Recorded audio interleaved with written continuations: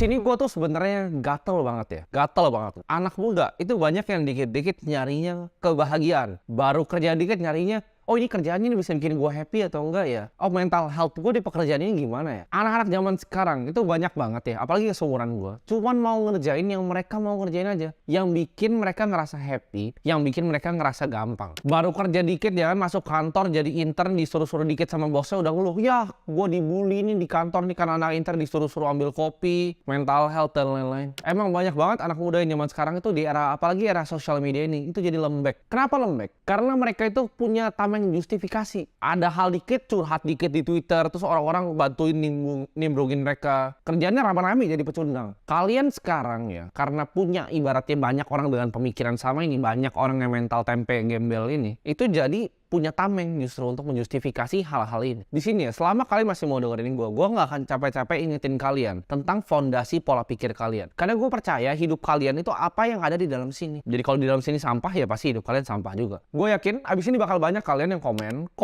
tapi gue mau jadi happy, hidup gue mau jadi happy. Kenapa happy? Kenapa hidup ini harus happy? Ini gue waktu itu pernah nonton salah satu interview. Kalau gue nggak salah ini Pak Tahir sama Pak Herman Lotadoko. Gue nontonnya. Pak Tahir bilang kayak gini, dan ini nyangkut di kepala gue. Kita hidup itu. Gue waktu itu sempat lagi lumayan ya banyak masalah lah. Banyak usaha-usaha gue yang lagi ada beberapa struggling. Di situ gue pikir, Pak Tahir bilang, ini hidup ini bukan cuma untuk happy, tapi kata kuncinya, kita hidup di sini untuk tanggung jawab. Ya tanggung jawab ke keluarga kita yang masih membutuhkan. Tanggung jawab ke orang tua kita perlu biayain. Jadi kalau kalian pikir cuman, gue mau happy nih, gak bisa hidup kayak gitu. Kita hidup itu tanggung jawab. Tanggung jawab dan kita juga punya disiplin. Gue kasih tahu kalian ya, banyak hal yang gue sebenarnya gak mau kerjain, tapi gue kerjain. Karena itu adalah rupa tanggung jawab gue. Nah, Pak Tahir juga bilang, beliau bilang ini, kalau yang paling ujungnya itu sebenarnya bukan tanggung jawab, tapi paling ujungnya adalah kita hidup dengan kita punya visi, kita punya misi juga. Nah di sini contohnya ya, ini gue kasih kalian contoh gambaran sederhana. Ngapain sih kalian kan ada yang nanya, ngapain gue bikin kayak gini? Katanya udah punya duit, ngapain bikin channel YouTube? Karena itu adalah misi hidup gue. Kalau gue disuruh untuk mengubah satu hal adalah tetap gue tahu, kalian gue udah ngomong semua di video gue mau ubah sistem edukasi. Karena itu ibaratnya membekas di hati gue. Jadi itu hal yang mau gue ubah. Menurut gue itu semua scam. Ya, kuliah itu scam. Di sini gue mau kasih tahu kalian cerita yang gue nggak pernah mungkin cerita di tempat lain. Kalian mungkin tahu ya, gue itu drop out. Kalau ditanya di interview di TV atau di mana, ini selalu jawaban gue selalu sama. Gue selalu bilang gue drop out dari kuliah itu karena gue itu udah running perusahaan startup dan karyawannya udah hampir 100, makanya gue keluar. Tapi itu bukan jawaban aslinya. Jadi gue keluar itu sebenarnya udah lebih lama. Gue keluar tuh semester awal banget. Kenapa gue keluar? Jawabannya adalah gue nggak mampu bayar. Waktu itu umur gue masih 19 tahun. Kalian mungkin banyak yang kira, oh dia kuliah di BINUS, orang tuanya kaya. Enggak, gue kuliah di BINUS itu gue masuk sendiri. Gue nggak masuk uang pangkal karena nilai sekolah gue lumayan bagus. Gue itu bayar di BINUS ya, itu dapat diskon gede banget untuk biaya masuknya. Itu satu. Yang kedua, untuk bayar semesteran itu gue empot-empotan. Gue ingat banget waktu itu bayarnya 22,5 juta, yaitu tahun 2018-2019. Itu 22,5 juta. Sedangkan waktu itu income dari agensi gue belum terlalu besar. Dan bisnis-bisnis gue yang lain, gue perlu investasi kan. Jadi gue pilihannya antara gue invest di bisnis gue, invest di saham, invest di kripto ya kan, atau gue bayar uang kuliah. Karena gue waktu itu nggak dapat uang untuk bayar kuliah gue. Nah di situ itu bikin gue mikir, di saat waktu itu gue nggak bayar ya, gue mau masuk ke kelas, itu ditelat-telatin. Lu bisa bayangin nggak? Jadi gini, sama ini dari sekolah ya, dari gue sekolah. Gue pas sekolah, pas telat bayar uang sekolahnya, itu yang dilakukan adalah gue mesti kayak isi tanda tangan gitu. Kalau misalnya ujian nih, gue nggak boleh hitung ujian, itu tanda tangan dulu baru gue ujian. Tapi kan sebenarnya gue nggak bisa bayar sekolah itu bukan salah muridnya. Nah ini yang gue selalu pengen tekanin sama sistem edukasi, yang nggak bisa bayar sekolah itu bukan salah muridnya ya, itu salah orang tuanya. Tapi kenapa yang lu hukum adalah muridnya, biar orang tuanya bayar kan? Nah itu kejam dengan sistem pendidikan. Nah dari situ itu jadi sebuah misi untuk gue, jadi sebuah tanggung jawab untuk gue. Gue kasih tahu kalian di sini semua, gue nggak perlu bikin video ini. Gue nggak perlu bikin apapun, gue nggak perlu ngajar kalian di platform apapun. Gue di sini, gue duduk di sini ya, gue investasi sendiri. Gue mau ke Bali, gue mau ke kemana-mana ya. Gue invest doang dengan uang gue sekarang. Itu udah cukup untuk hidup sampai mati ya. Gue nggak perlu kerja satu hari lagi sebenarnya. Gue udah cukup ya, gue udah cukup. Gue bikin kayak gini karena ini adalah misi ya. Gue punya visi, gue punya misi. Gue lihatnya ada problem yang sangat besar. Gue lihat di masalah yang gue alami sendiri tadi, yang gue cerita. Nah itu adalah masalah yang gue pengen ubah. Jadi tiap kali gue ngomong ke kamera gini, itu adalah dengan visi, dengan tujuan. Gue kasih tahu ya keseharian gue tuh nggak bangun dengan misalnya gue bangun tidurnya, gue bangun tidur gue langsung kayak lihat, oh ini gue mau langsung TikTok dan lain-lain. Enggak, gue bangun tidur tadi sini, gue mandi, videografer gue di bawah, gue syuting video ini. Ini adalah bentuk dari tanggung jawab. Karena ini adalah hal yang gue benar-benar pengen. Gue pengen bisa ngerubah bangsa kita, at least sedikit aja lah orangnya jadi lebih pintar. At least sedikit aja orang nganggep sekolah itu scam. Karena gini, kalau kalian lihat sebuah revolusi, kayak ibarat itu ada bendungan. Bendungan itu buat bocor. Itu nggak perlu lubang yang gede atau kalian hantam pakai bola gede. Cuman cukup sedikit aja bocor. Airnya udah mulai keluar. Tapi terus.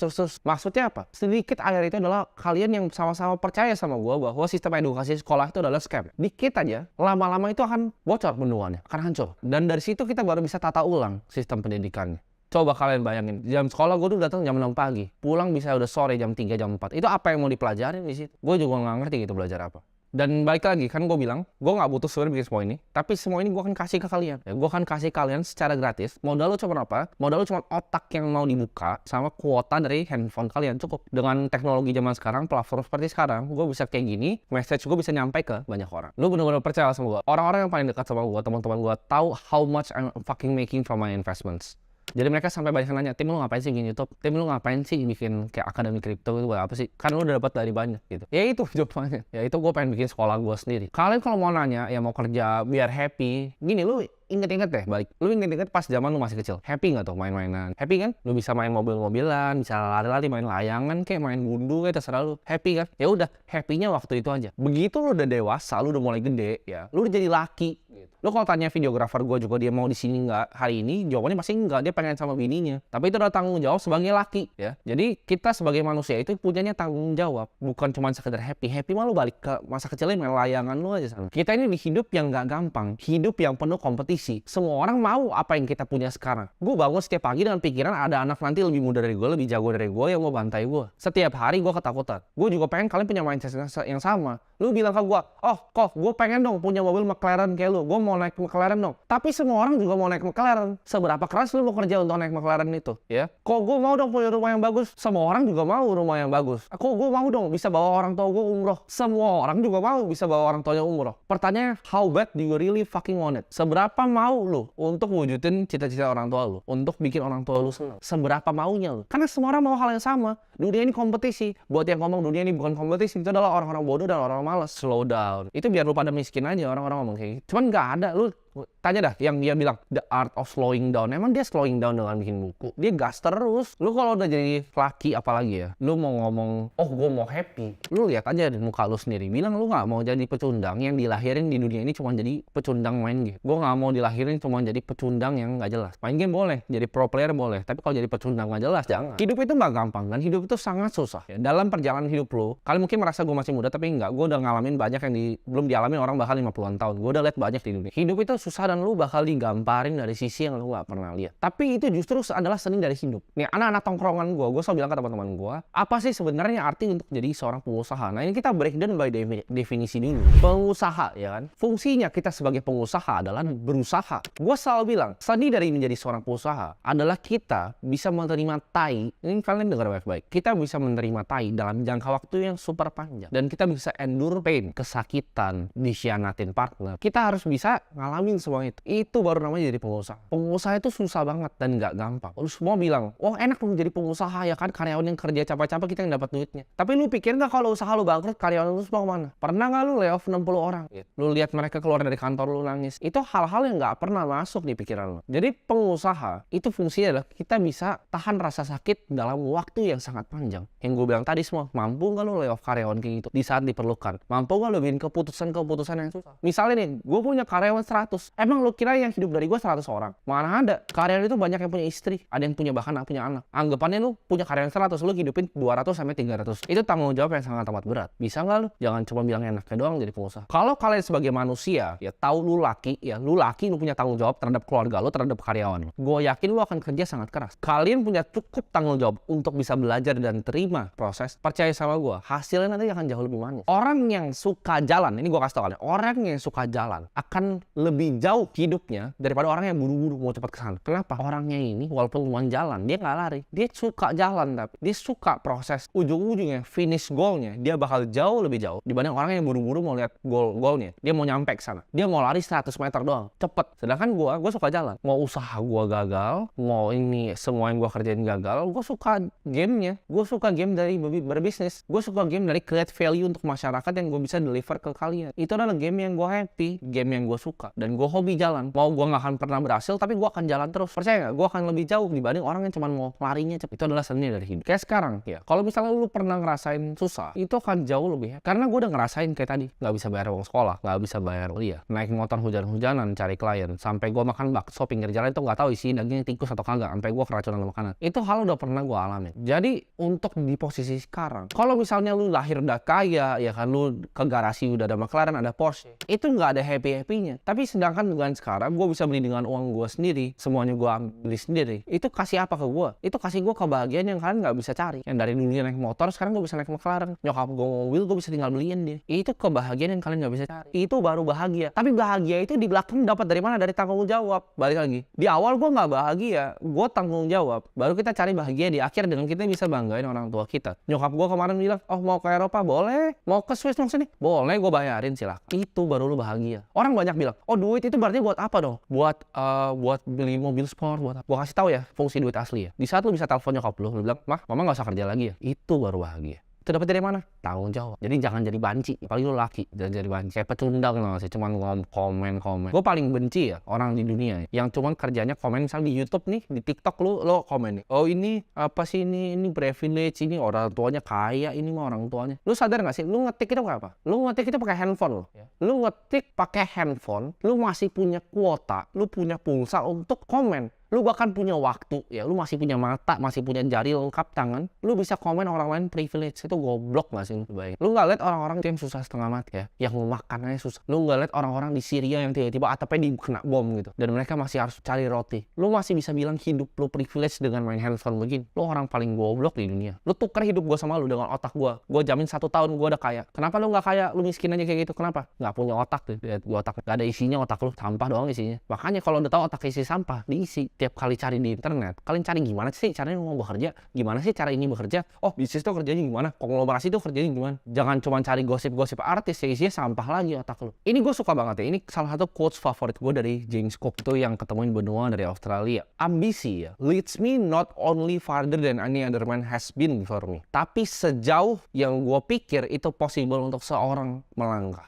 Kuncinya apa di depan? Ambisi. Jadi dia ketemu benua Australia karena itu dia melewati lebih jauh dibanding yang orang bahkan bisa pikirin. Percaya nggak? Kalau lu punya ambisi, itu bisa lewat lebih jauh dari yang lu bisa pikirin. Ya, gue selalu punya target di hidup gue. Gue punya target waktu gue masih umur 15-16 bahwa gue akan punya ini di umur sekian. Tapi gue melampaui target itu jauh banget semuanya. Kenapa? Karena gue punya ambisi yang jauh dibanding semua orang. Ya. Di sini gue akan ngomong sama lo, Timothy, dengan umur 22 tahun ini, gue akan suatu saat capai 1 triliun dalam liquid cash. Mungkin ada yang bilang, wah itu gila, itu uangnya berapa tuh nolnya? Nggak mungkin. Gue bilang pasti bisa. Kasih gue 20 tahun, kasih gue 30 tahun. Ya, sebenarnya 10 tahun juga bisa lah. Cuman gue ngomong 20-30 tahun biar aman aja gue. Biar kalau misalnya nggak kecapai masih ada waktu ya. Cuma sebenarnya kalau dari rate sekarang gue hitung 10 tahun harusnya udah dapat triliun. Tapi kalian bakal bilang itu gila.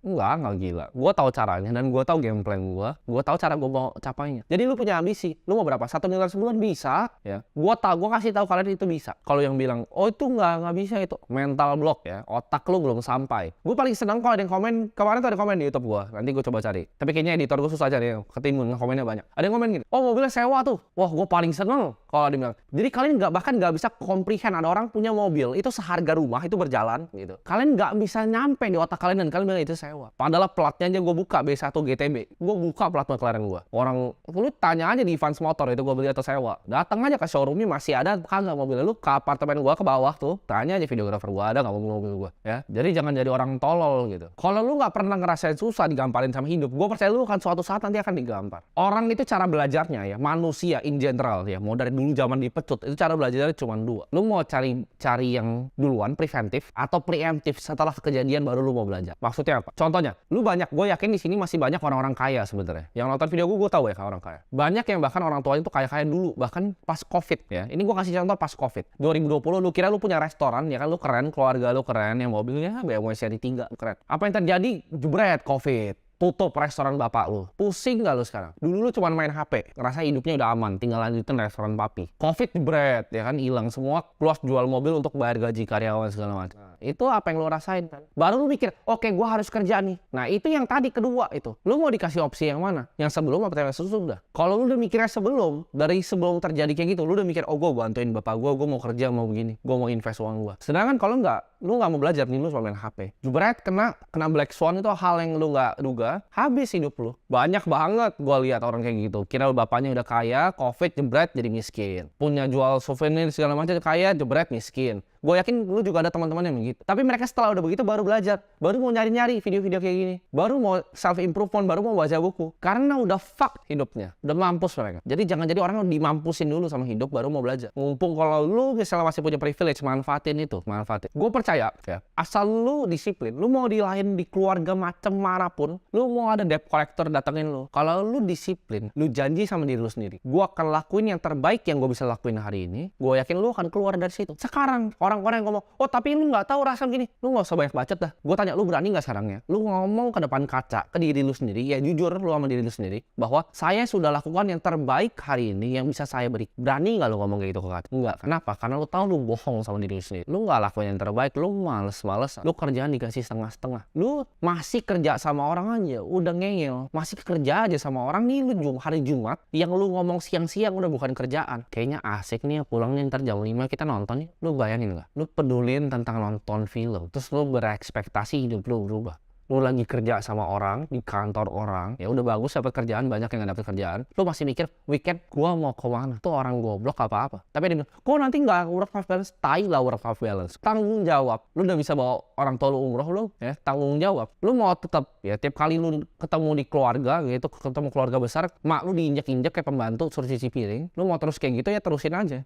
Weekendnya nonton film, itu mindset budak gitu Fe. Jadi nggak usah bacot-bacot lah kemiskinan struktural. Lu nggak ngerti apa-apa, kerja aja bos. Lu bilang ke diri lu sendiri, gua akan lakukan yang terbaik apapun pekerjaan gua mau cuman flip burger gini, lakuin yang terbaik. Gua mau sapu lantai, lakuin yang terbaik. Gua yakin bos lu pasti bisa ngeliat bedanya mana karyawan yang lakuin yang biasa-biasa aja sama karyawan yang ngelakuin the extra mile, yang ditelepon malam masih jawab. Jadi lakuin yang terbaik. Ini mungkin sedikit advice terakhir dari gua, tapi di hidup ini tuh singkat ya. Kalian tuh nggak tahu seberapa singkat hidup ini, jadi jangan takut untuk ambil resiko yang besar. Nah ini balik lagi ke poin awal pertama gue, kenapa gue bikin ini semua ini, kenapa gue ngomong ke kalian, kenapa gue bacot, kenapa gue buang-buang waktu gue untuk ngelakuin hal ini. Karena di sekolah ya, balik lagi, kita selalu diajarinnya, oh Timothy kamu kayaknya nggak pintar matematika deh karena matematika kamu jelek. Oh kamu lebih bagusnya di olahraga. Oh kamu tuh di kotak-kotakin gitu loh, seolah-olah kita goblok matematika gitu. Oh Timothy kamu nggak ngerti akuntansi ya, kamu nggak ngerti buku besar ya, kalau kamu nggak tahu ya cara bikin neraca gimana ya. Sekarang gue tanya lo ada nggak pernah nonton video gue kan jelasin banyak nih, ada gue jelasin bahkan tentang annual report Berkshire Hathaway, gue ada angka-angka di situ. Tapi begitu lo nonton video gue, lu kayak, oh gitu doang ya, gampang ya. Kenapa lu nggak bisa ngerti akuntansi di sekolah? Lu percaya gue ajarin lu akuntansi lu pasti ngerti? Itu cuma beda apa? Beda gurunya. Dia bilang, kamu nilainya jelek, kamu nggak pinter,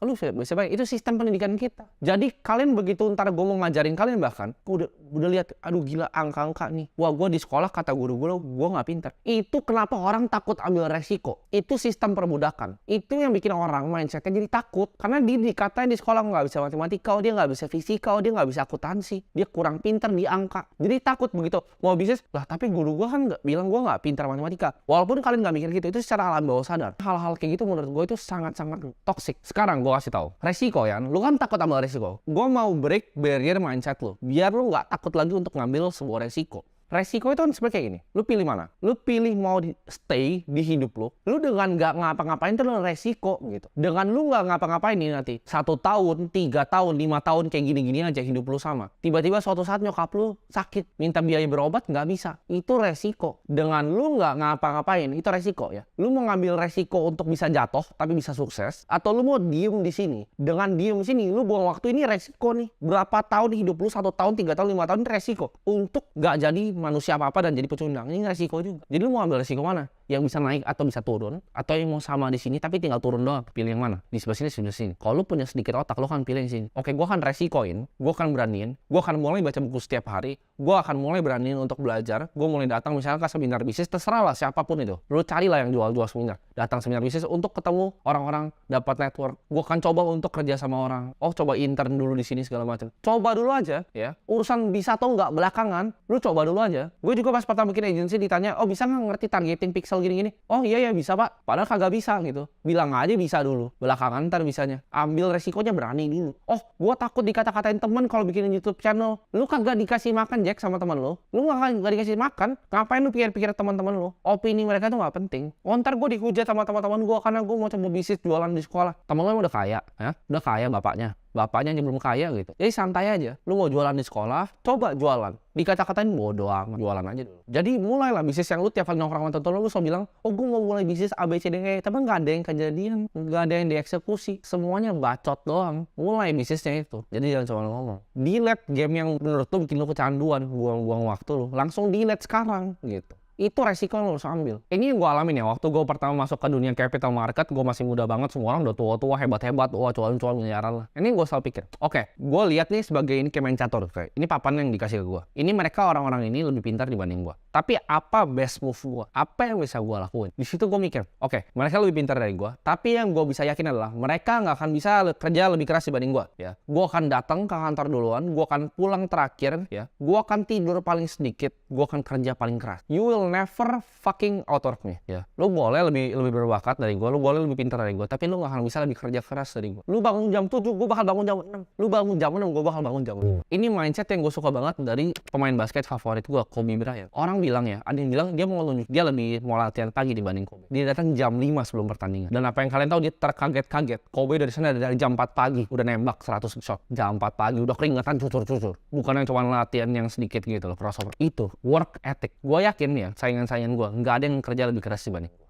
Lu boleh lebih pintar, lu boleh bapak lu lebih kaya, tapi lu nggak akan lebih kerja keras dibanding gue. Itu yang gue selalu ngomong. Jangan cuma kalian yang mikir doang, oh enak ada orang kaya. Gue juga kadang mikir, oh enaknya dia bapaknya konglo ya, enak banget ya. Dia tinggal minta gitu, mau bikin fund tinggal minta duit, mau bikin ini tinggal minta duit. Gue juga sempat kok mikir kayak gitu. Cuman itu yang gue bilang, lu boleh enak kayak gitu. Cuman yang lu nggak punya adalah mentalitas gue ya. Mau gue lebih gembel dibanding lu, sekarang gue lebih susah. Cuman one day gue akan lewatin ya. Jadi hidup ini semuanya sebenarnya adalah kompetisi. Lu bisa dapetin apapun yang lu mau, asal lu janji, lu kerja keras, lu disiplin, lu tanggung jawab. Tapi pertanyaannya cuma satu, how bad do you really fucking want it?